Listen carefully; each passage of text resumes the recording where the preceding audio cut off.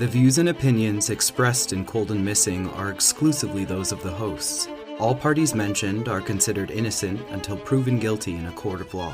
Cold and Missing also contains adult themes and languages. Listener discretion is advised. I'm your host, Allie McLaughlin-Solkowski. And I'm your co-host, Eli Solkowski. And this is Cold and Missing, where we cover cold cases and missing person cases. Hello, everyone, and welcome back to Cold and Missing. I'm your host, Allie. And I'm your co-host, Eli. Welcome back, everyone. I just wanted to take a minute at the top just to say a quick apology that we weren't able to bring you an episode last week.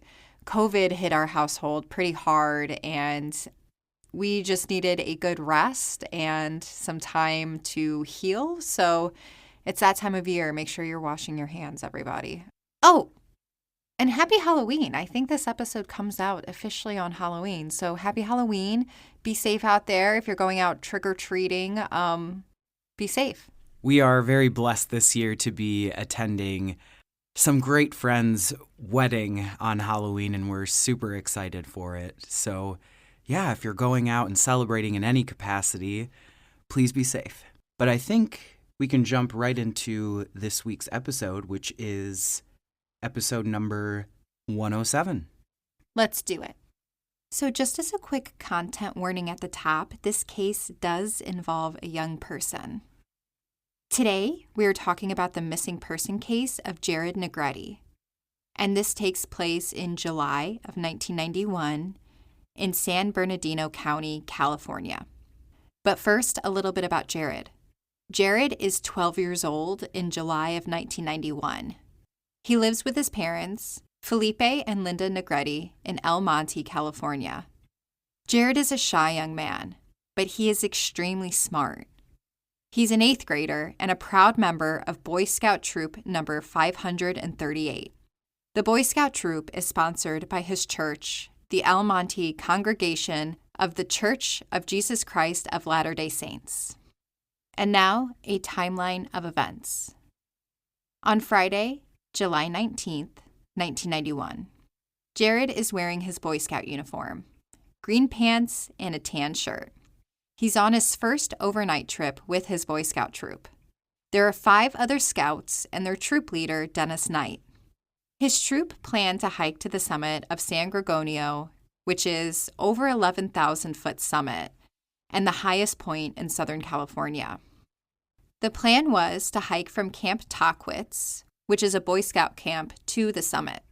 It takes about a full day to hike to the summit and then hike back down to the base level. So when I was researching this case, most wilderness guides say that this is at minimum like a 1 camping night hike.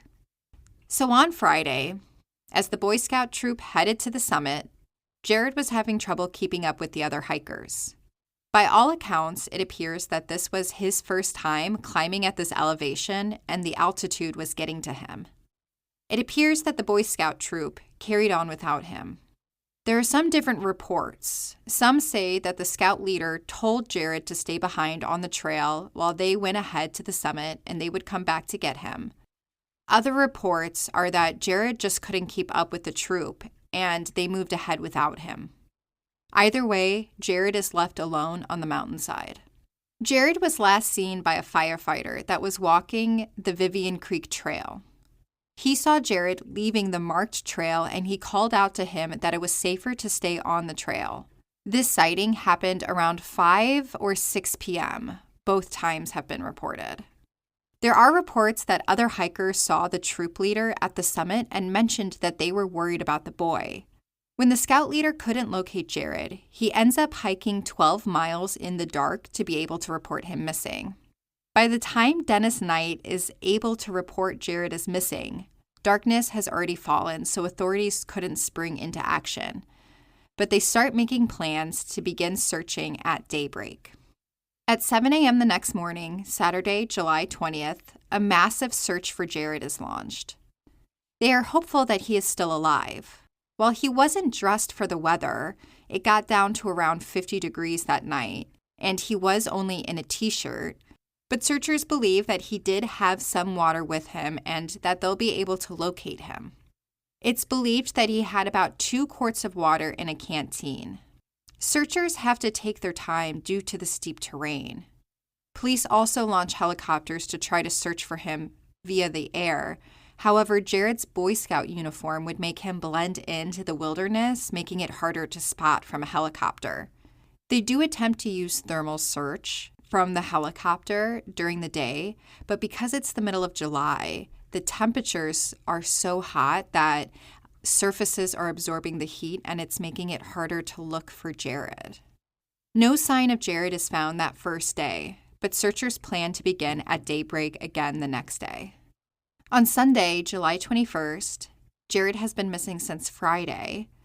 The search starts at dawn. Police and searchers are still hopeful that Jared is alive. On Sunday, they catch a break. They find a set of footprints that match the type of tennis shoes that Jared was wearing.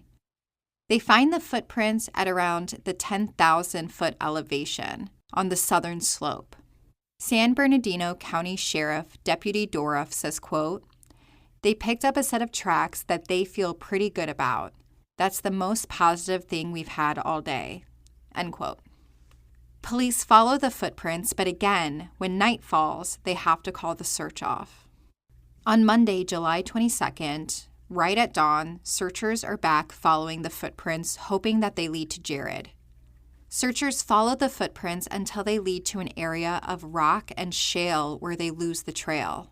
Searchers focus on 6 square miles around the footprints to see if they can find any other sign of Jared. Searchers are worried that he may have fallen and hurt himself, and that's preventing him from either calling out to searchers or being seen. There are gullies and ravines in the area that are easy to fall into. The Boy Scouts of America also announced that they're going to look into what happened. Quote, "Obviously, we would be concerned if proper safety protocol was not in fact followed," end quote. But the Scouts say that right now, their efforts are focused on finding Jared. Their thought being, let's bring him home first, and then we'll look into what happened. However, as night begins to fall on Monday, the search is called off again. On Tuesday, July 23rd, Jared has been missing for 4 days now. Police have the scout leader come in with the rest of the scout troop to reenact the last moments that they saw Jared. Searchers are desperate to find his trail again. It's reported that they do find another set of footprints that could be a match. This time, searchers camp out next to the footprints so they can start searching right at dawn the next day. Police are also starting to look into the possibility that Jared was abducted. As there are no signs of him on the mountain, they can't rule out abduction, but they're also not finding any signs of foul play, so they keep searching on the mountain for him. On Wednesday, July 24th, Jared has been missing for 5 days. Right at dawn, those who camped out near the footprints start searching at daybreak. Marines are also joining the search as of Wednesday. The searchers are still optimistic. Quote, "The rescue teams have a good feeling about this. They aren't looking for a body, but for a live youngster," end quote. They believe the good weather and the abundance of fresh water would all support Jared and help him survive 5 days in the wild. One of the best trackers in the country arrives to try to help find Jared. They lead a small team of 5 and try to focus on finding his trail. The Boy Scouts also come out with preliminary results from their investigation. They acknowledge that the scout leader failed to follow several rules, specifically in supervision, pace, and equipping of hikers. They point out that 2 adults should have been on the hike, but there was only 1. That scouts were only supposed to move as fast as their slowest hiker, but instead Jared was left behind. And that scouts are supposed to carry trail food and weatherproof clothing on all hikes, but Jared was not properly dressed for the weather. Additionally, the scout leader failed to file a notice that he was taking the troop on a hike. Jared's parents, Felipe and Linda, do not put any blame on the scout leader. They just want their son home. On Friday, July 26th, Jared has been missing for 1 week. His parents speak to the local news. His mother, Linda, says, quote, There are times when I ask God, should we still be hoping? I have thought of all the things that might have happened, but I have faith in God and in Jared. I know he is alive." End quote. Again, searchers remain optimistic that Jared is still alive.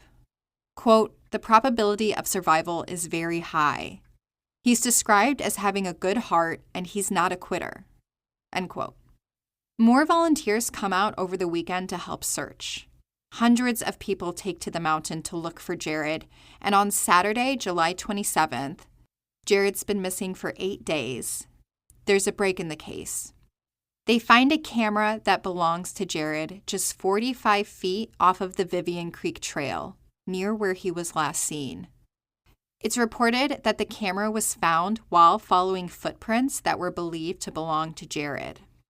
Near the camera are some food wrappers, a wrapper from beef jerky and one from a fruit snack.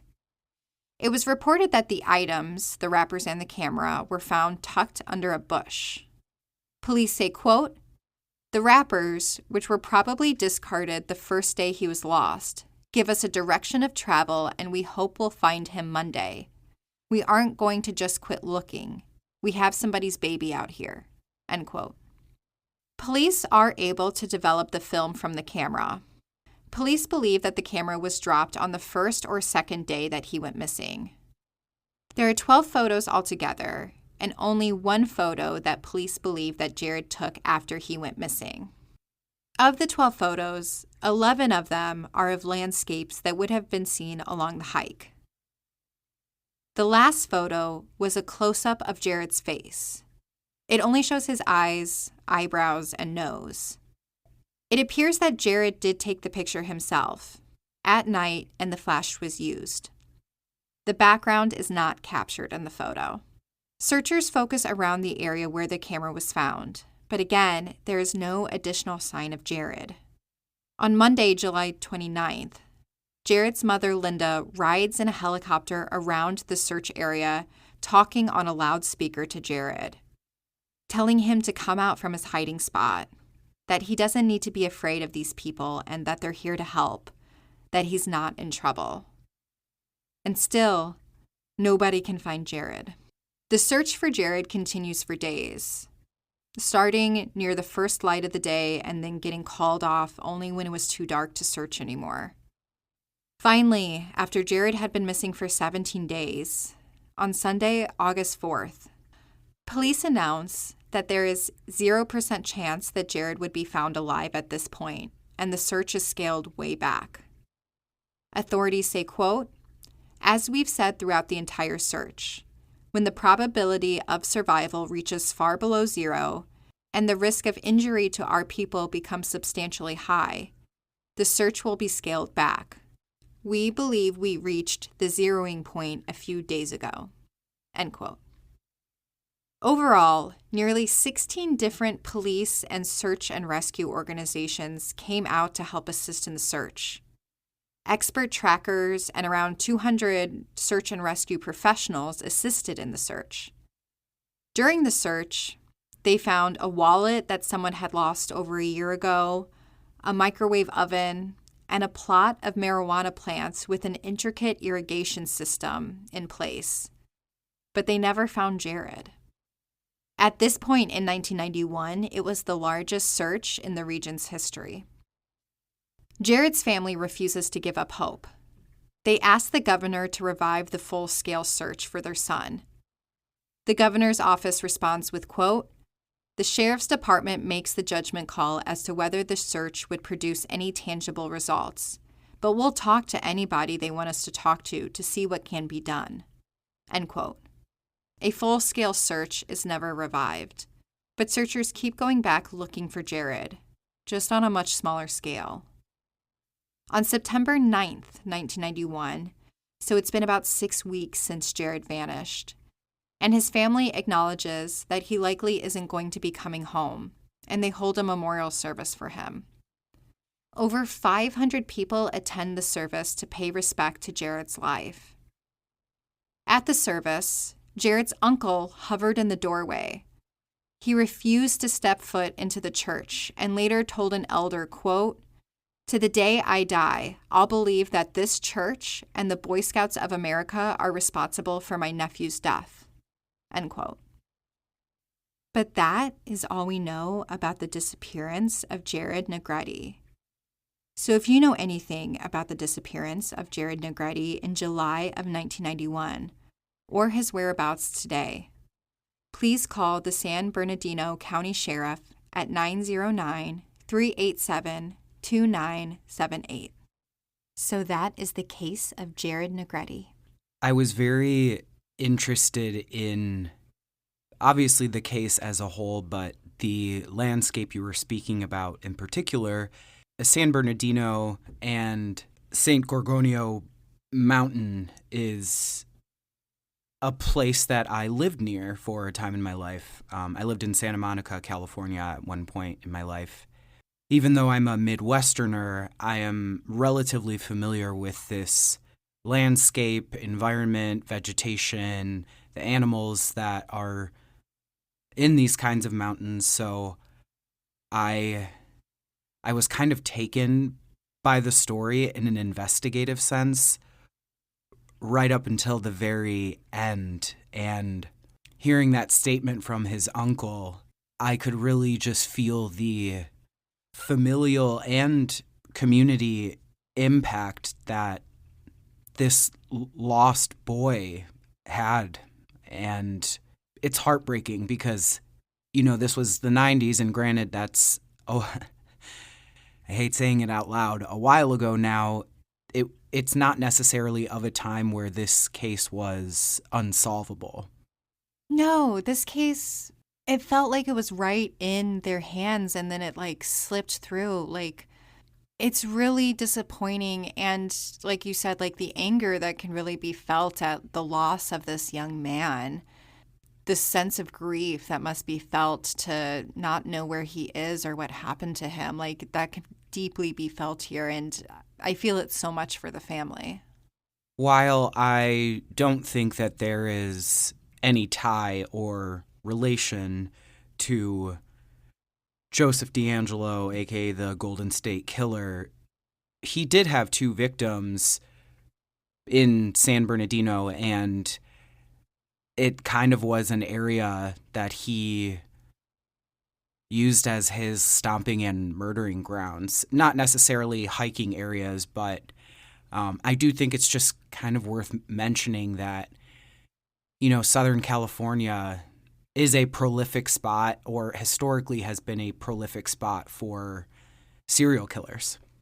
Yeah, unfortunately, I don't know how much they looked into the abduction angle here, but there are a lot of, internet forums, comment sections, all of that, where people do talk about the possibility that Jared was abducted by somebody, that there were nefarious characters living in this area, people in the woods. So that's all, I think, on the table. And we don't really know to the depth that police investigated that to rule it out, because ultimately hundreds, if not thousands of people searched this mountain for a young man, and he was not found, which seems really remarkable to me when you consider small things that they did end up finding.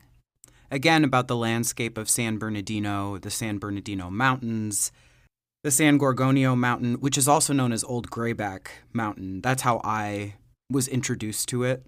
It is so vast. And when you look at Southern California on a map, when you even look at the San Bernardino Mountains on a map, that area, even if you open up the scope just a little bit, it almost looks like half of Southern California. And when you compare that landscape to, smaller states next door, it on a map, it can look almost as big as its own state. So I do think it's interesting that they found anything because the area is so large, but it also makes sense to me that they did because they were looking for something so specific.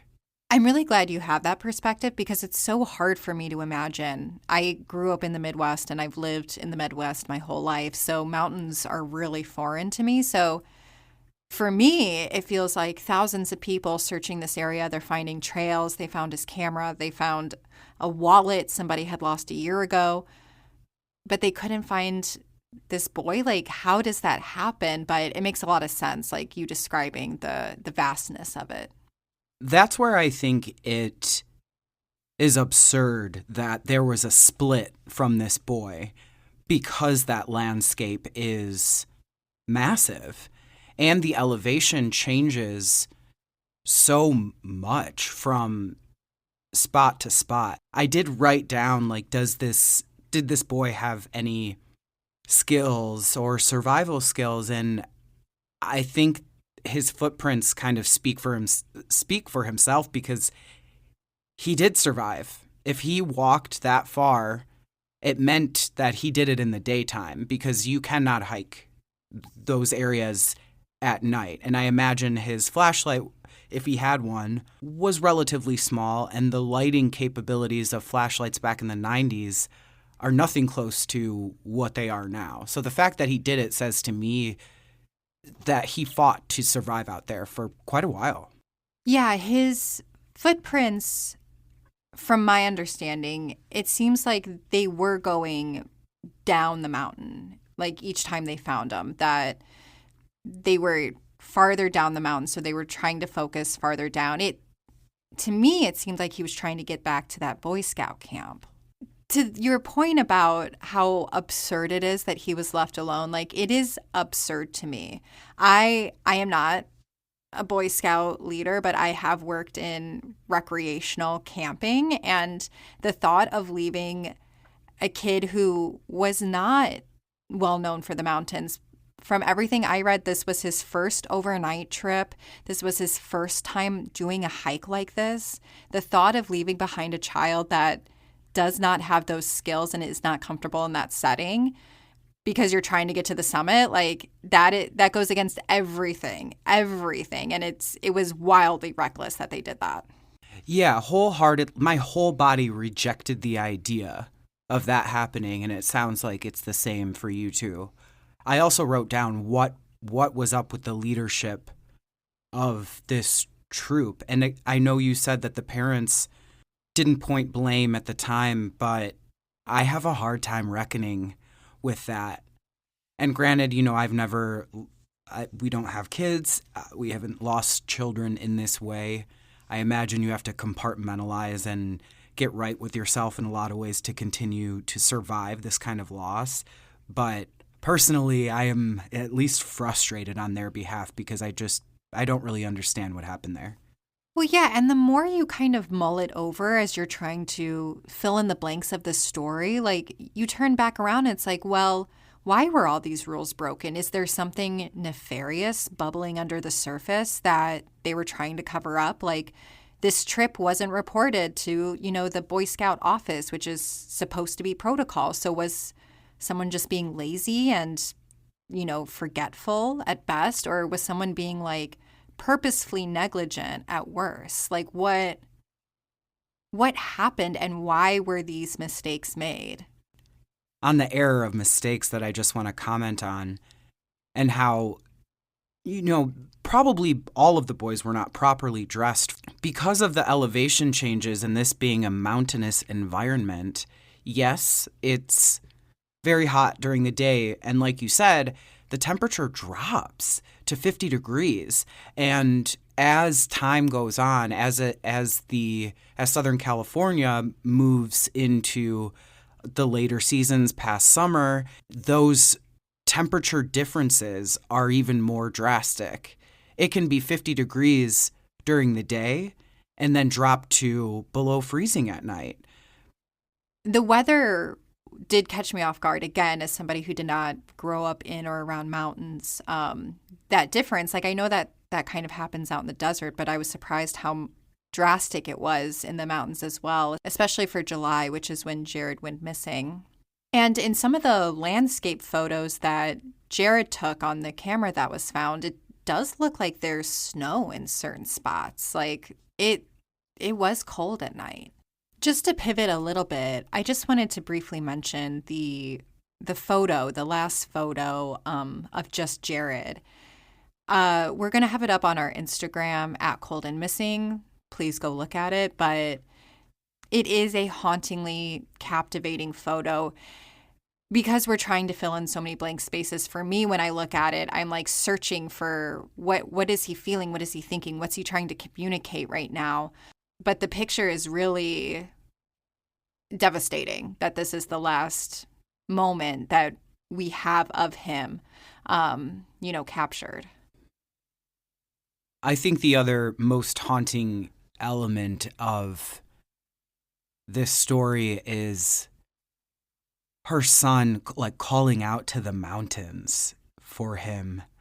I can't really get that imagery or just echo out of my mind of what that must felt like for her as a mother, as a parent, to like the yearning and longing of just calling out to like echoes of emptiness and to be filled with the possibility that he was still down there. It was quite heartbreaking, and I imagine that some people in this family are still here with us, so my heart really goes out to them. I hope that with the fact that science has grown and changed and that there's more capabilities for searching for people in these types of missing cases, that there are answers eventually and that this family has some kind of peace about what happened to this boy.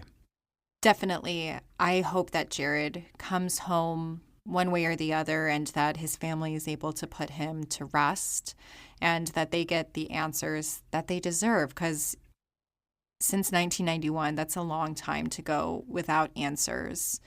And, it's a really popular hike. People take to the summit a lot. So it's a popular route. There are people on that trail all the time. So I'm hopeful that at some point somebody will find Jared and be able to give the family those answers. Again, if you know anything about the disappearance of Jared Negrete in July of 1991, please call the San Bernardino County Sheriff at 909-387-2978. And we'll have pictures of Jared on our Instagram at Cold and Missing, as well as that last photo from the camera roll that we were discussing in the episode. That'll be on there as well.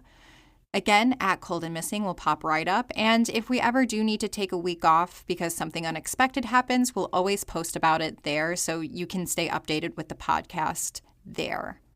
Also, thank you so much to everyone who's rated and reviewed us these past few weeks. It's been such an honor that we're part of so many weeks and routines and just in people's rotation of their podcasts. It's incredible. And the fact that so many of you have taken time out of your day to rate us or leave us a review means the world to me. So thank you so much. If you haven't had the opportunity to do that, maybe today's the day. Leave us a review. You can do it on Apple Podcast or our website, www.coldandmissing.com. We have all our old episodes up there as well as transcripts. So if you or someone you love is hard of hearing, you can follow along with the podcast there. But that is all I have. Thank you so much for listening to Cold and Missing. I'm your host, Allie. And I'm your co-host, Eli. Have a good week and stay safe, y'all. Stay safe, y'all.